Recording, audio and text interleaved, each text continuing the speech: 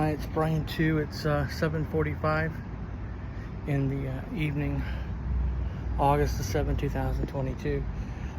What they do is that when I start reading my Bible, listening to Christian content, etc., that Christian content breaks brain entrainment. It dampens the neural link, disrupts their technology. So the system, supercomputer, the cognitive researchers begin hitting me with electromagnetic low frequency waves, causing severe drowsiness at regular intervals over and over to disrupt my continuity of thought and erase short-term memory and force me to respond.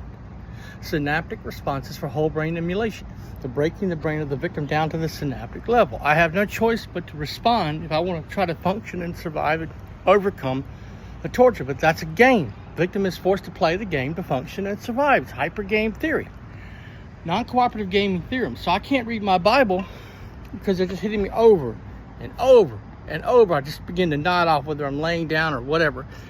Vision blurring, almost passing out drowsiness, these split-second remote neural attacks at regular intervals to disrupt continuity of thought, erase short-term memory, etc., etc. Even the making of this video to try to document it, to minimize the attacks, proves that their technology, they have succeeded. That's the hyper game theory.